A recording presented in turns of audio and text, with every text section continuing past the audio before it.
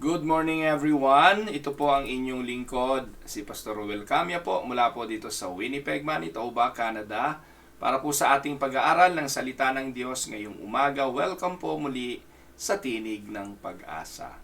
Araw po ng Martes, ngayon po ay September 14, araw po ng Tuesday. Dalangin po ng aking puso, nadatnan po kayo. September 14, 24 po pala. Paumanhin mga kapatid, September 24, dalangin po ng aking puso, nadatnan kayo ng pamamahayag na ito na kayo po ay nasa mabuting kalagayan. Ang atin pong pag-aaral ngayong umaga ay pinamagatan ko pong justification, pagpapawalang sala. Yan po ang atin pong topic for today. Ito po ay nagmula sa isang request ng kapatid na tumalakay daw po muli ako ng subject about justification. Alam niyo po mga kapatid, ito pong question about justification ay isang mahalagang issue na pag-uusapan. Ang bawat relihiyon sa mundo ay merong iba't ibang paniniwala tungkol sa kung papaano ang tao ay mapapawalang sala. Alam naman halos ng bawat Kristiyanong pananampalataya na ang lahat ay nagkasala. And because we all fall into sin, we need to be justified in order to be right with God. Ang tanong, paano ba ito? So sa araw pong ito, ang ating tatalakayin ni tatlong bagay. What is the meaning of justification? And second, how are we justified? And the third, what is the fruit or the results of justification? Tatlong bagay po ang ating tatalakayin. So, pumunta muna tayo sa talatang ating pagbubulayan. Ito po ay matatagpuan sa Luke 18, verses 9 to 14. Ganito po ang sinasabi. To some who were confident of their own righteousness and looked down on everyone else, Jesus told this parable. Two men went up to the temple to pray, one a Pharisee and the other a tax collector. The Pharisee stood by himself and prayed, God, I thank you that I am not like other people, robbers, evildoers, adulterers, or even like this tax collector. I fast twice a week and give a tenth of all I get. But the tax collector stood at a distance. He would not even look up to heaven, but beat his breast and said, God, have mercy on me, a sinner.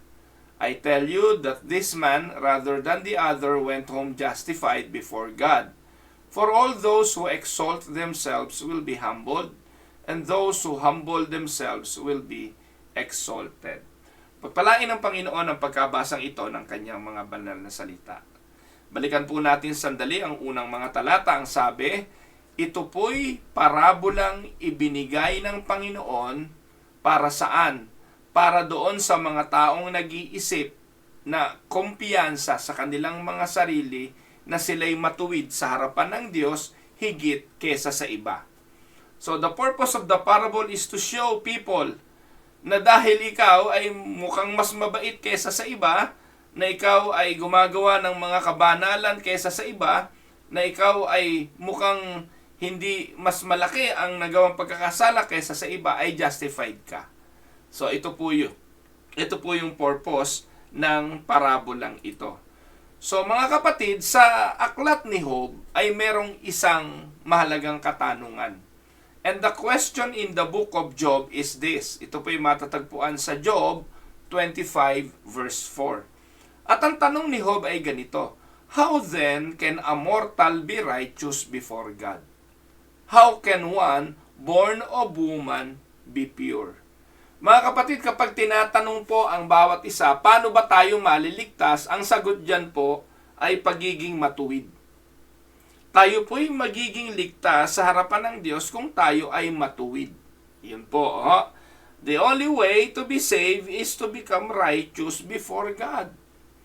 Ang tanong ni Job ay ganito, papaano na ang mortal na alam nating nagkasala, na alam nating hindi matuwid, ay magiging karapat-dapat sa harapan ng Diyos? How can one born of woman be pure? Sapagkat imposible yun, di po ba? Imposible naman na ang ipinanganak ng laman na bunga ng kasalanan ay magiging pure. Alam yun ni Job. Kaya nga po mga kapatid, kung titingnan nyo ang theme ng New Testament, parating ang reiteration ng Panginoong Hesukristo You need to be born again. You need to be born again to be made righteous with God. Because from the old nature of the flesh, no one will be made righteous. Pero dito po muna tayo mag-concentrate, no po? Napakarami ko naman pong topic na doon sa pagiging born again at yung requirements po ng being born again in order to be saved, in order to see the kingdom of God. Ngayon mag-focus tayo rito sa justification, sa pagpapawalang sala. Ang tanong na ito ni Job is still being asked today. And the glorious message of the gospel is that God has provided a perfect and an entirely satisfactory way of justifying the ungodly. Ang katotohanan po mga kapatid, sa ating mga sarili, alam ni Job na walang sagot dyan. Ang sabi niya, how then can a mortal be righteous before God? Cannot be made righteous before God. How can one born of woman be pure? Human cannot. Nobody can be pure before God. So, paano ito matutugunan? Ang requirements ng kaligtasan ay righteousness and being made pure. Paano ito mangyayari? So, tingnan po natin ang ilang mga talata. Sa aklat po ng Roma 3:26, ang sabi diyan, He did it to demonstrate His righteousness at the present time so as to be just and the one who justifies those who have faith in Jesus. Tuloy po natin sa verse 4 and 5. Sabi sa Romans 4 and 5, ang sabi po diyan, however, to the one who does not work but trust God, who justifies the ungodly, their faith is credited as righteousness. So dito sinasabi ni Pablo na ang tao ay napapawalang sala din ng Diyos. No po? Sa pamamagitan ng kanilang pananampalataya. At ang Diyos ang siyang nagpapawalang sala. So, siguro po, para lubusan nating maunawaan kung ano ba ang ibig sabihin nitong justification na ito o ang kahulugan ng pagiging made righteous in the eyes of God, ay pag-aralan po natin. What is the meaning of justification? So, yun po ang unang tanong. Kung titingnan po natin sa aklat ng mga gawa 13:38 hanggang 39, ay mababasa natin ang mga talatang magiging sagot dyan. Pero mga kapatid, sabi dyan, therefore my friends, sa Acts 13:38 hanggang 39, I want you to know that through Jesus, the forgiveness of sins is proclaimed to you. So, yun pong justification is a declaration of God. God declared as righteous. Yun po yung salvation Sabi diyan, through Him, everyone who believes is set free from every sin. A justification you were not able to obtain under the law of Moses. Sa aklat ng mga gawa, nilinaw ng mga alagad na tayo ay tinuturuan na sa pamamagitan ng pagpapatawad ng Panginoong Hesukristo sa ating mga kasalanan ay idiniklara tayong matuwid sa harapan ng Diyos.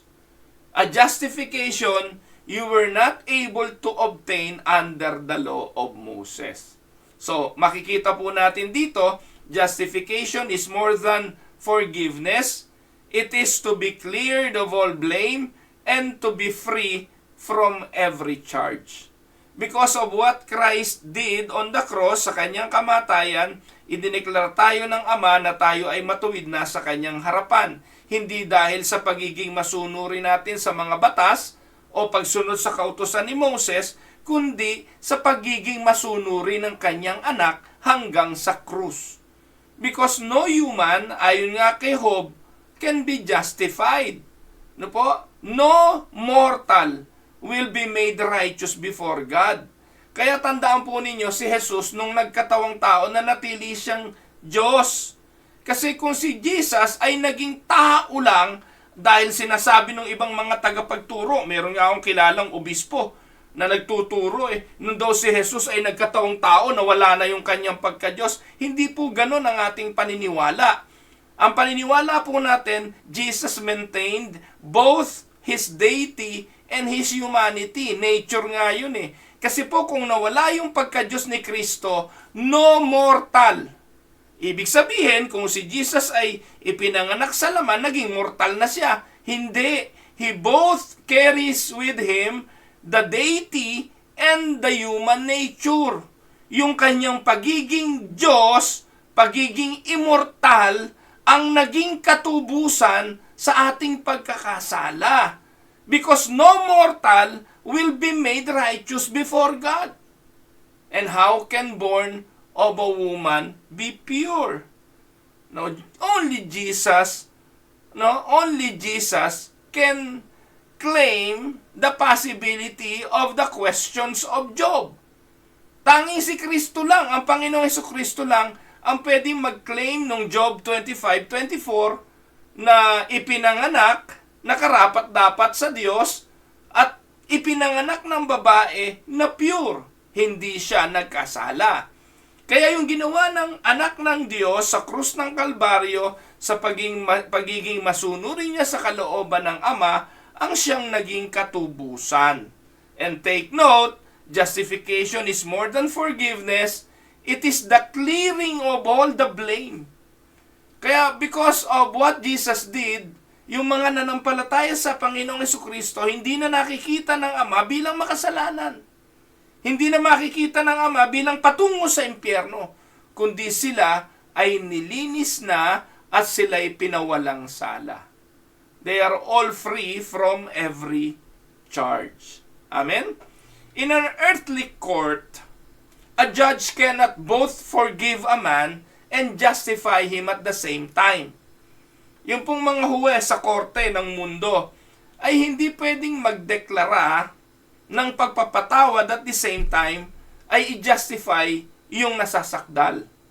For if he forgives the man, then the man must be guilty. You cannot forgive somebody who is not guilty. Tama po ba? So wala kang patatawarin kung hindi naman nagkasala. Kaya ang gagawin ng husgado, gagawin ng judge, ay tingnan kung ang taong ito'y makasalanan ba o hindi sa pamamagitan ng tinatawag na trials. So kung siya, mga kapatid, ay napatunayang hindi naman nagkasala, idedeklara siyang matuwid. Pero kung nakitang siya'y makasalanan and found guilty, doon lamang papasok yung tinatawag na forgiveness. Because forgiveness was given to the guilty. Amen? Naiintindihan niyo po?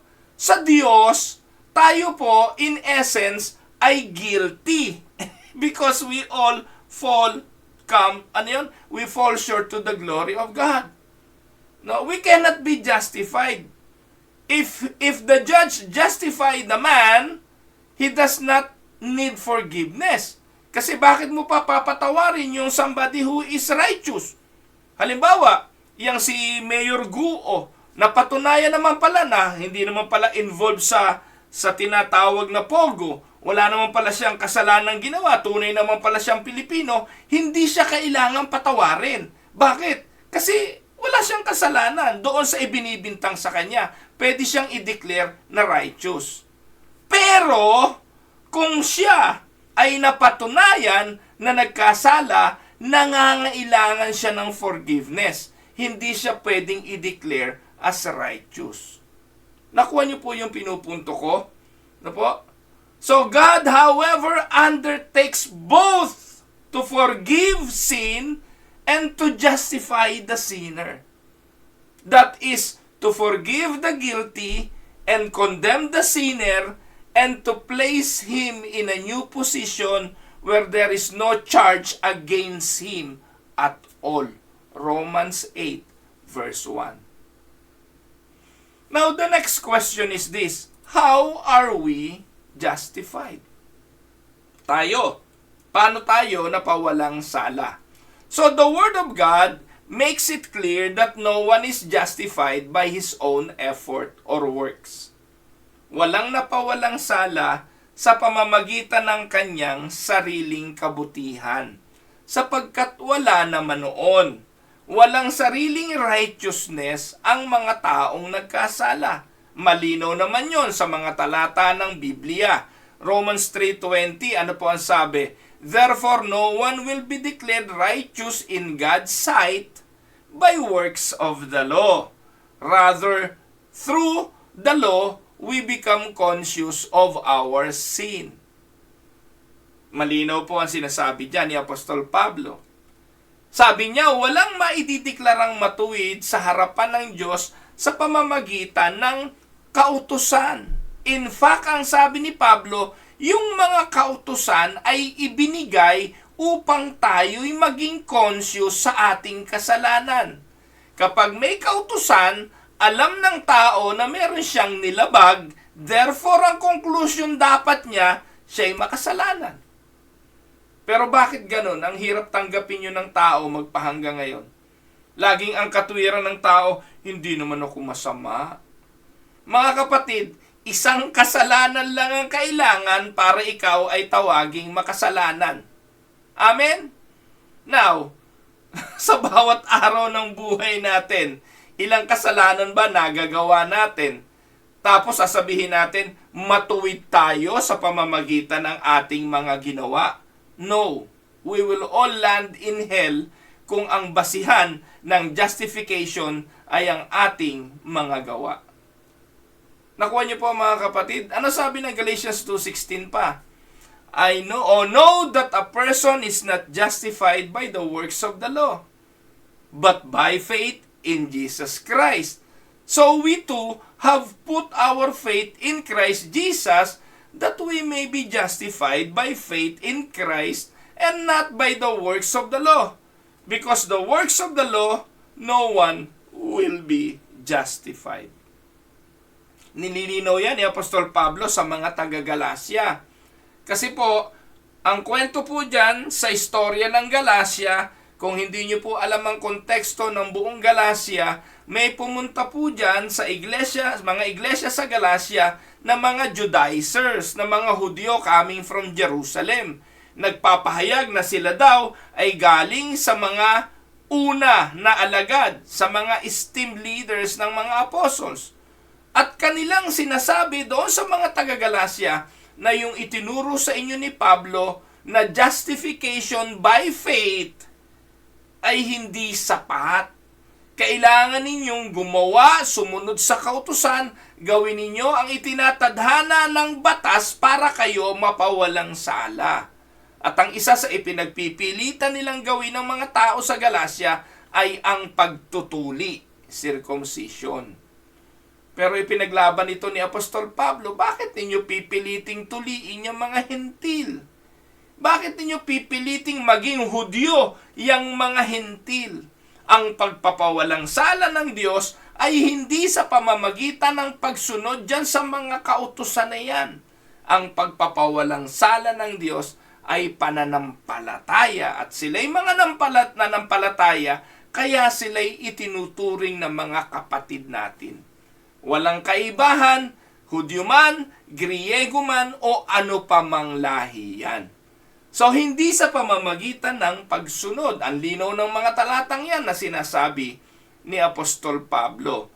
Sa 3:11, anong sabi ng Galacia? Sabi diyan, clearly, no one who relies on the law is justified before God, because the righteous will live by faith. Ang linaw, ano po? Paano tayo napawalang sala? Napawalang sala tayo, malinaw na tayo'y na-justified not on our own efforts or the works of the law. Amen, mga kapatid? So, this was the fatal error made by the Pharisee in the parable of the Lord na ating binasa sa Luke chapter 18. Sabi sa verse 11 and 12, the Pharisee stood by himself and prayed. Ano ang sabi niya sa Panginoon? God, I thank you that I am not like other people. So anong ibig sabihin nito? Ipinapahayag niya sa Diyos na siya'y hindi katulad ng iba na makasalanan. Inaangkin niya na siya'y matuwid at dapat siyang maging matuwid sa harapan ng Diyos at ideklara ng Diyos ang kanyang katuwiran. Bakit? Kasi hindi daw siya magnanakaw, hindi daw siya evildoer, hindi raw siya adulterer, o hindi rin daw siya tax collector. So, ibig sabihin, yun yung mga ikinukonsidera niyang mga dapat mapunta sa impyerno dahil magnanakaw, mapaggawa ng masama, mga adulterer at mga tax collector. Ibig sabihin nun, magnanakaw ng buwis. Tapos inilitanya niya sa Diyos yung mga mabubuting bagay na ginagawa niya sa relihiyon. Nagpa-fasting ng twice a week, nagbibigay ng kanyang ikapu at lahat ng kanyang tinatangkili. Pero in-establish na natin kanina na walang mahaliligtas dyan. Walang maliligtas sa pamamagitan ng pagsunod sa kautusan. Ang tanong siguro ninyo, Pastor Ruel, hindi ba dapat ginagawa naman yung mga yan? Yes! Pero yung paggawa ng mga bagay na yan ay product, result ng pagiging justified. Yan po'y resulta na dapat ng pagiging matuwid. Resulta na yan dapat ng pagiging born again. Resulta na yan dapat ng pagiging anak ng Diyos o ligtas. Hindi mo yan gagawin para ikaw ay maligtas. Pero lahat ng ligtas ay kakakikitaan ng resulta ng kanyang kaligtasan. Mamaya natin yung tatalakayin. Pero ito yung fatal error ng Pharisee. Sabi niya, hindi ako katulad ng magnanakaw na ito. Ako'y nag-aayuno 2 beses isang linggo. Ako'y nagbibigay ng ikapu at tumutulong sa mga mahihirap. Pero ang linaw mga kapatid, na po, yan ang error made by the Pharisee. No works of ours, no good resolutions, no reformation can justify us or contribute one little bit to our justification. Amen? Maganda pong screenshot uli yan, i-post nyo sa timeline nyo. So, it is as though a murderer, feeling sorry for his crime, would do all the good deeds possible and would imagine that by thus doing, he would be justified in the eyes of the law and saved from execution. Hindi ganon. Yung mga nahuhuli, nakukulong, panay naman ng hingi ng tawad din, hindi po ba? Ang tanong, pag humingi na ba ng tawad, automatic sila'y absuelto na sa kanilang mga ginawa. All the good deeds in the world could do nothing to justify that person. Likewise, all the good deeds of a sinner can do nothing towards his justification. Sana po naiintindihan nyo ang ating tinatalakay. Mga minamahal na mga kapatid, in the New Testament, justification is presented to us in 7 aspects. Para lubusan nating actually, hindi naman 7. I think it's only 5 aspects. In 5 aspects, sorry po, no? Kamali ako ng type.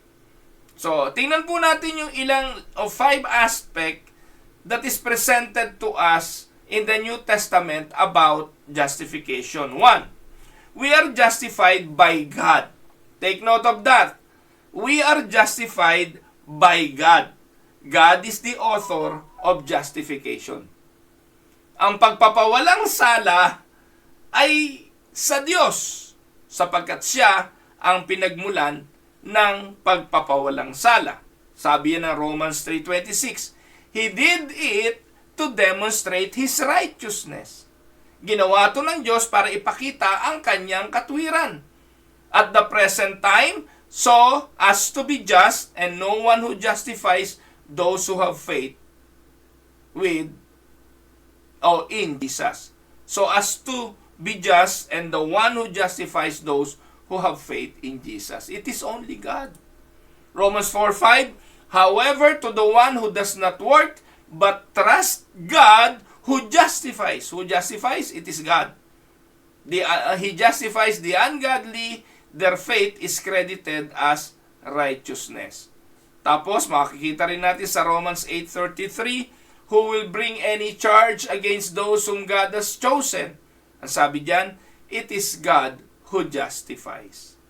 So, we are told in the scripture that it is God, the giver of justification. Tandaan po ninyo, no effort in the flesh. No and nothing anybody can do for him to be made right with God. Naalala niyo po ba yung lalaki na rich young ruler sa Acts, ay in the book of Mark, na lumapit siya sa Panginoon at ang sabi niya, mabuting guro, anong aking dapat gawin para magmana ng buhay na walang hanggan? Sinabihan siya ng Panginoong Hesukristo, bakit mo ko tinatawag na mabuti? Walang mabuti kundi ang Diyos. So doon nililinaw ng Panginoong Hesukristo na no one is good. Nobody is good. Only God is good. And because of that reality, that only God is good, God is the only being that can make anyone good. We are justified by God, and God is the only author of our justification. Yun po yung una, hindi po ba? Ang una po, we are justified by God, the author of justification. Pangalawa, we are justified by grace. Ito yung principle o prinsipyo sa likod ng justification. The principle behind justification ay biyaya. Ang Diyos ang siyang nagbibigay ng katuwiran. Paano tayo mabibigyan ito? Ito po ay biyaya ng Diyos. The principle behind justification is grace. Hindi effort, hindi human effort. Alam niyo po ba na ang malaking kaguluhan pagdating po sa pananampalatayang reform at ng Pelagianism nagsimula pa sa panahon ni Agustin at sa panahon ni Pelagius.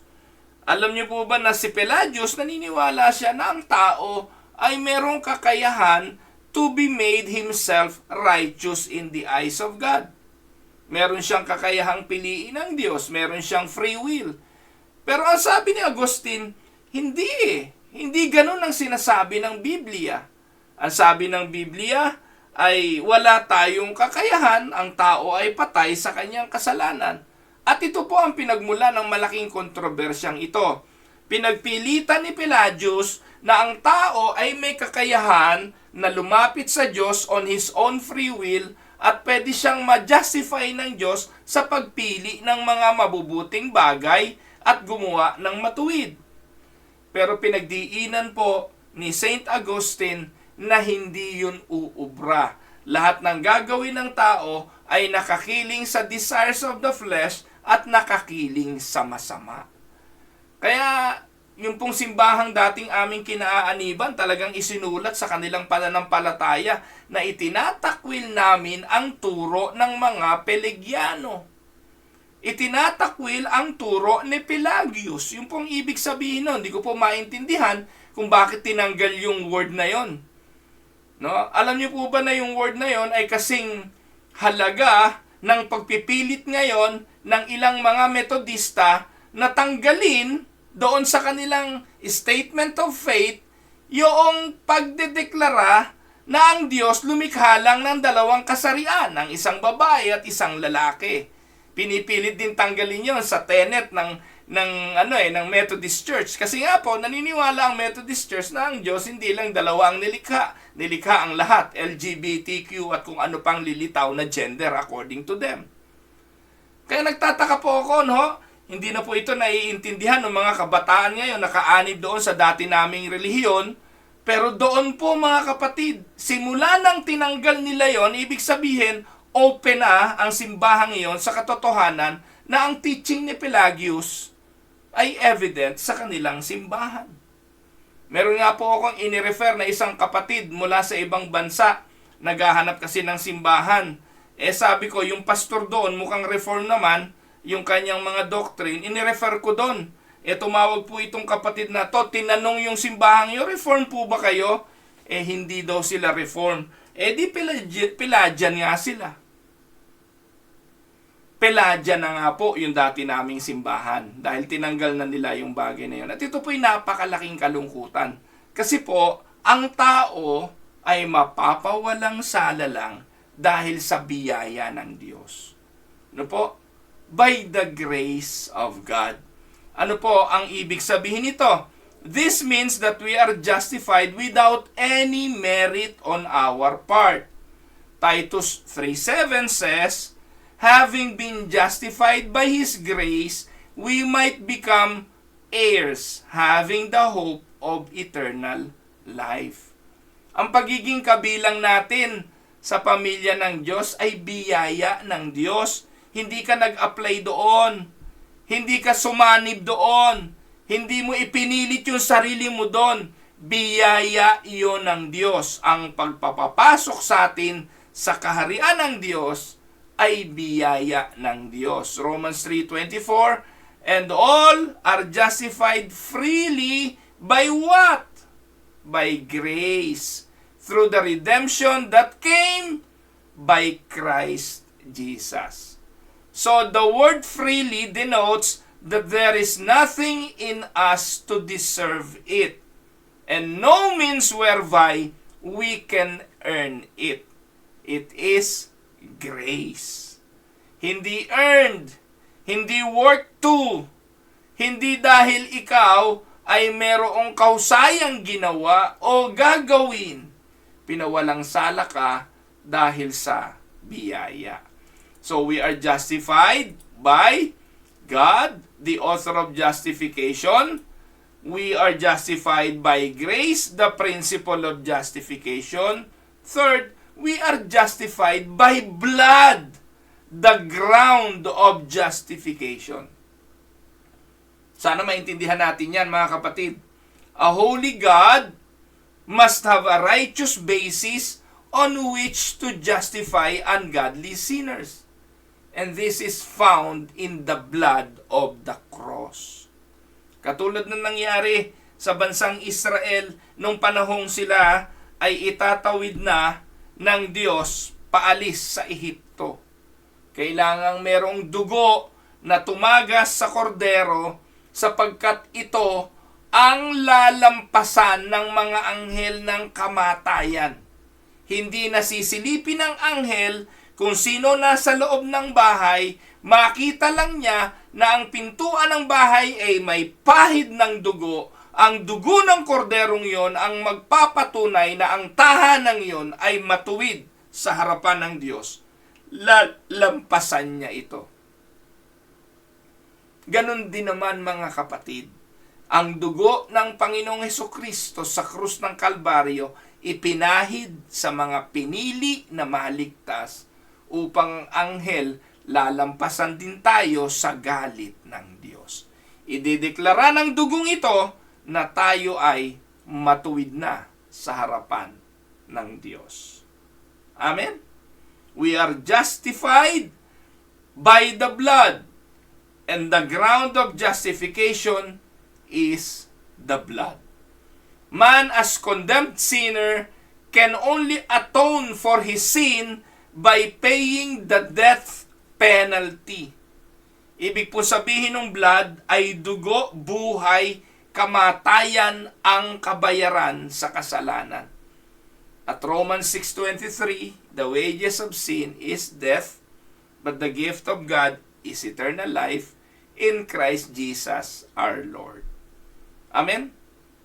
Alam naman natin, Romans 3:23, for all have sinned and fall short in the glory of God. So anong ibig sabihin? God's law demands that all must die. No exemption. Lahat tayo mamamatay. But God so loved us that though the death of His Son, through the death of His Son, who took our place upon the cross, all the righteous. Ano po? All the righteous demands of the law against the sinner have been fully met. And all the claims of God's holiness have been satisfied. Nabanggit ko kanina, ang requirements para sa kaligtasan ay pagiging matuwid. Hindi tayo maliligtas pag hindi tayo matuwid. Take note, ang pagiging righteous, ang tanging daan para ang tao ay maligtas. In order to inherit the kingdom of God, what we need is righteousness. Pero ang punto ng ating pag-aaral tumutuon na walang matuwid, wala kahit isa. So, paano tayo maliligtas? Kaya nga po, yung ating mga kasalanan ay kailangan tubusin ng isang hindi nagkasala, ng isang matuwid na hindi nakatikim ng kasalanan. At sa kanyang kamatayan, sa pamamagitan ng biyaya ng Diyos at sa dugo na nabuhos, tayong mga nanampalataya ay idiniklara ng Ama na malinis at matuwid. Therefore, magmamana ng buhay na walang hanggan. Amen? So, we are justified by the blood. And that is the ground of justification. Amen? So, ilan yan? Una, we are justified by God, the author. We are justified by grace, the principle. And we are justified by the blood, the ground of justification. Pangapat, we are justified by faith. That is the condition of justification. Romans 3:28 says, for we maintain that a person is justified by what? Work of the flesh? No. By faith, apart from the works of the law. Kaya nga sola fide. Naniniwala tayo, faith alone. In order to be made righteous in the eyes of God, faith alone. Romans 5:1, therefore, since we have been justified through faith, we have peace with God. Ano pa po? Romans 4:5, however, to the one who does not work, but trust God, who justifies the ungodly, their faith is credited as righteousness. Sola fide. And Galatians 2:16, know that a person is not justified by the works of the law, but by faith in Jesus Christ. Naintindihan niyo po mga kapatid? Wala tayong pwedeng ipagmalaki sa Diyos. Hindi tayo napawalang sala dahil sa kung ano pa mang mga bagay. Napawalang sala tayo dahil sa ating pananampalataya. And take note mga kapatid, yung pananampalataya yan, di nga atin yan eh. Ephesians chapter 2, 8 and 9, ang sabi ron, for by grace you have been saved through faith. And this is not your own doing. The faith is not your own doing. The faith is not inherent to you. The faith does not come to you.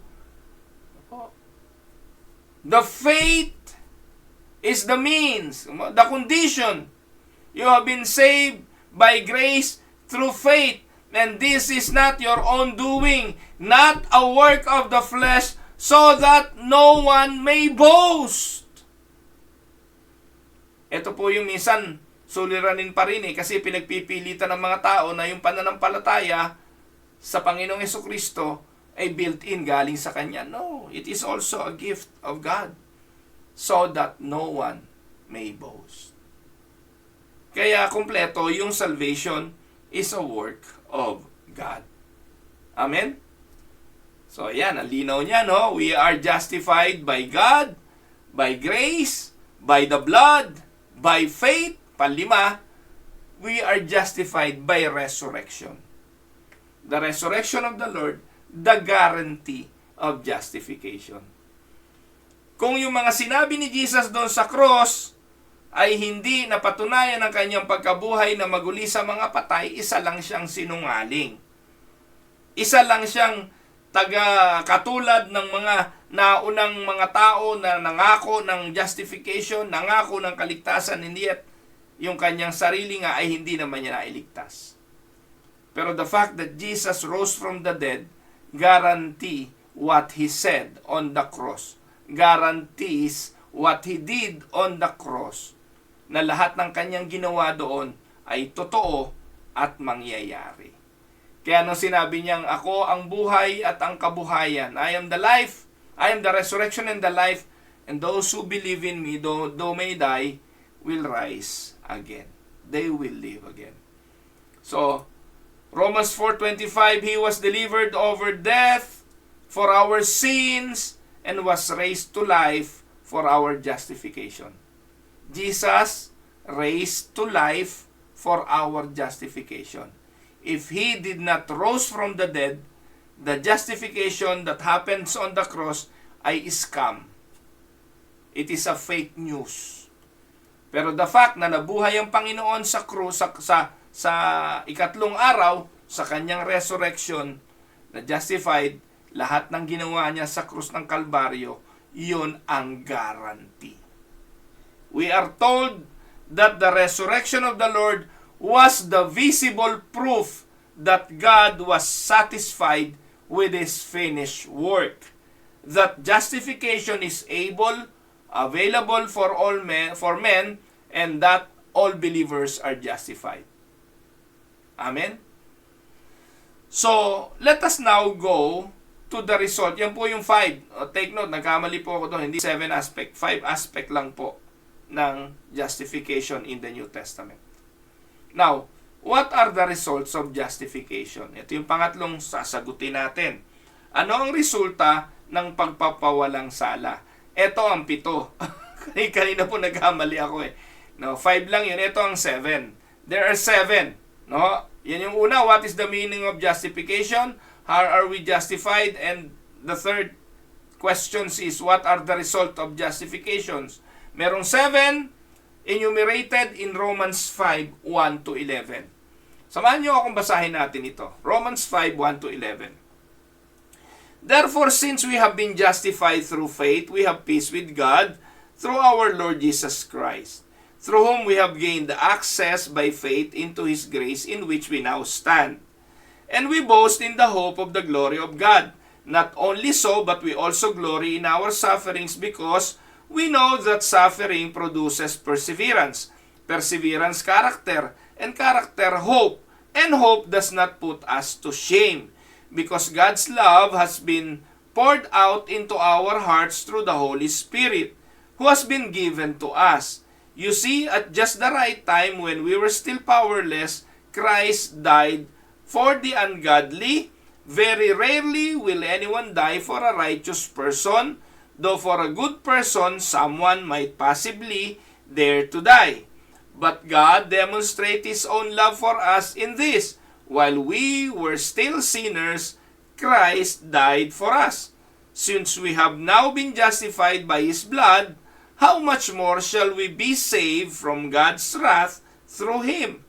For if while we were God's enemies, we were reconciled to Him through the death of His Son, how much more, having been reconciled, shall we be saved through His life?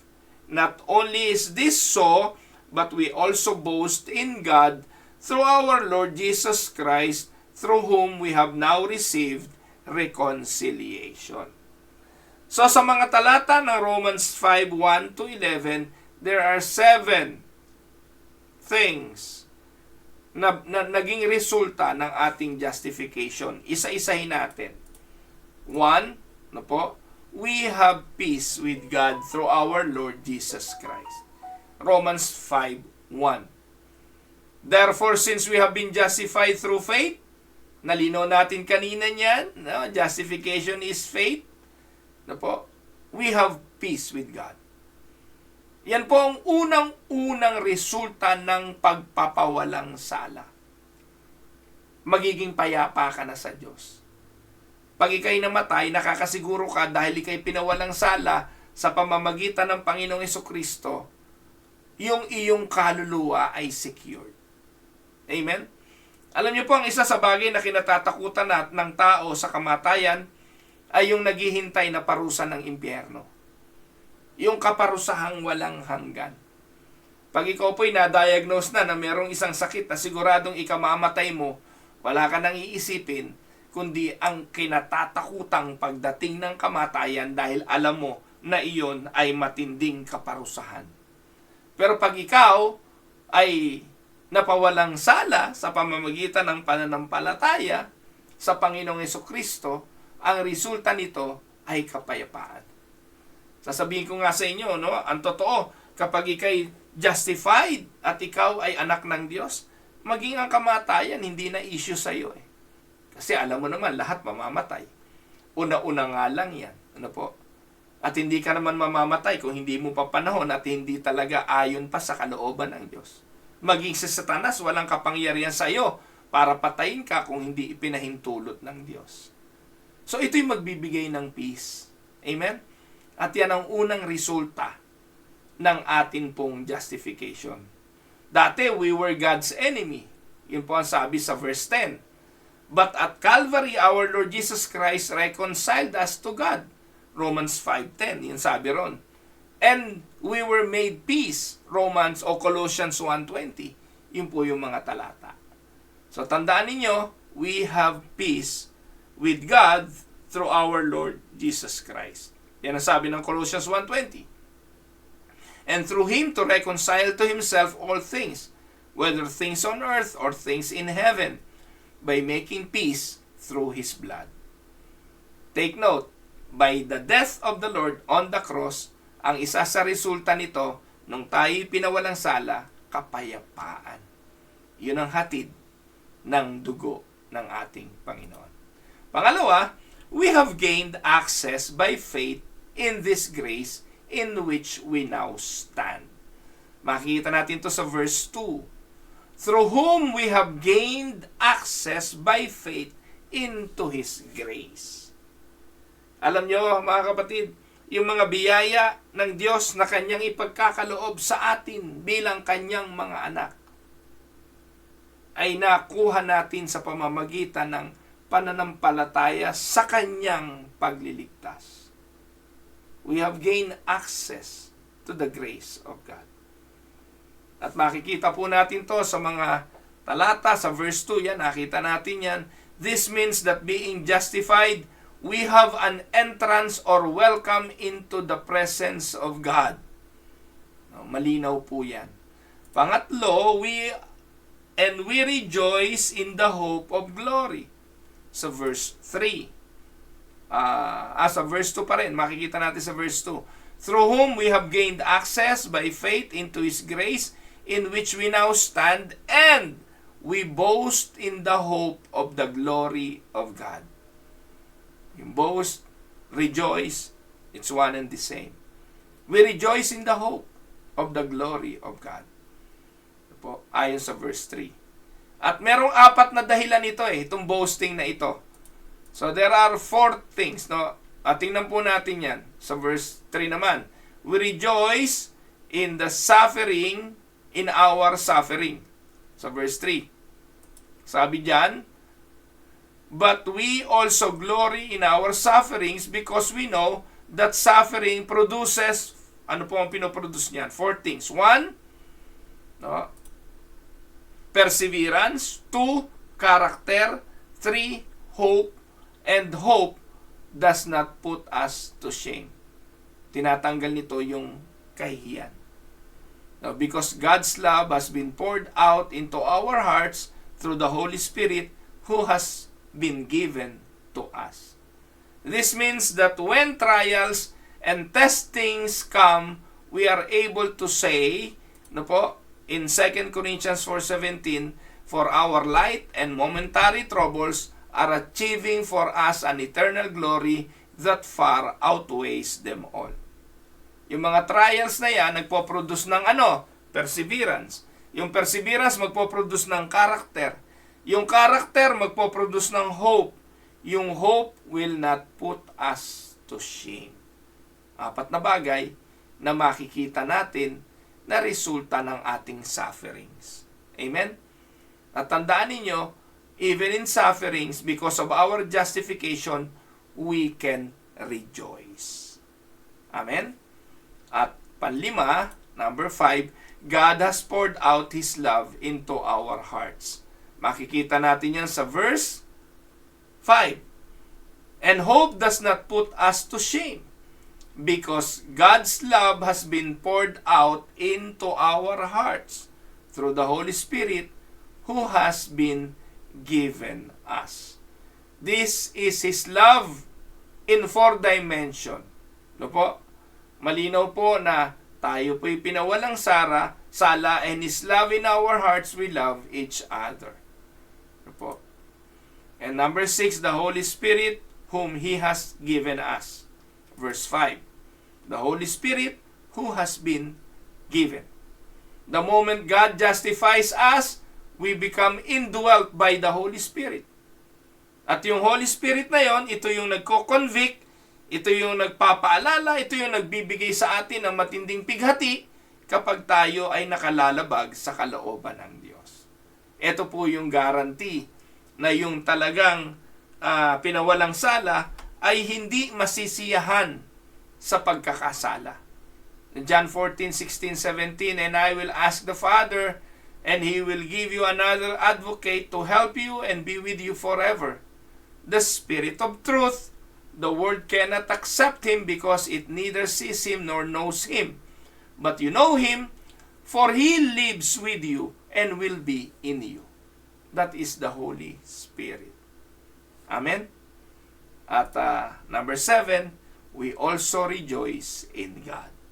Verse 11, not only is this so, but we also boast in God through our Lord Jesus Christ, through whom we have now received reconciliation. We exalt in God. Literally, yun ang term na ginamit. We exalt in God. And how wonderful this is. We who were condemned, we who are lost sinners, now by His grace, being justified and rejoice in Him. Mga minamahal na mga kapatid, 3 bagay po ang ating tinalakay sa araw na ito. Yung pong definition, yung kahulugan ng justification, yun pong how can we be justified, how are we justified, at yun pong resulta ng justification. I hope na pagpala po kayo ng ating aralin ngayong araw, at ang kapatid na nag-request ng topic na ito ay lubusan nawang naintindihan ang kahulugan ng subject ng justification. Ito po ang inyong lingkod. God bless mga kapatid. Yan, babati po ako muli. Magandang araw po kay Ate Ason Alcantara, kay Kuya Monching Gonzales, kay kapatid na Mercedita Lopez, kay Ate Esther at Kuya Ante Bautista, kay Pinsang Oji Ramos, kay Ate Merly Toledo, kay Nanay Elong Santarin, kay Ate Elisa Banasihan, kay Kuya Larry Montiliano, kay Ate Beads Tabing, kay kapatid na Haris Monson, magandang araw, kay kapatid na Joms Labongray, kay Ana Mendoza, magandang araw, kay Ate Mirna Balikudjong, kay Ate Nelia Ramos, kay Kuya Eric Maynes. Kuya Eric, good morning sa iyo. Kay Nanay Moni Frani, kay Tita May Paredes Libertino at mga kapatid sa Aristocrat Restaurant, magandang araw po sa inyo. Ganon din po kay kapatid na Ella Alcoriza, kay Nanay Hilda Mendoza, kay Ate Apin Reyes, magandang araw po, kay Ate Telly Hernandez, kay Ate Afmin Olimpiada Embile, magandang araw po, kay kapatid na Miriam Galvan, kay Ate Elvie at kay Kuya Dol Paredes, kay Kuya Eric at kay kapatid na Chi Pacifico, kay Ate Mirna Sinfuente, kay Pastor Epi Bautista at kay kapatid na Loida, kay Ate Fanny Kantimbuhan, magandang araw po, kay kapatid na Aline Monte Trinidad, magandang araw sa iyo, Ate Aline, kay Nanay Belen Olaes, kay Ai at kay Eric Advincula, kay Ate Telly Hernandez at kay Kuya Chirit Hernandez, Nanay Hilda Mendoza, Kay Ate Leti Purificacion, magandang araw po sa inyo mga kapatid. Kay Maya Marmura, magandang araw.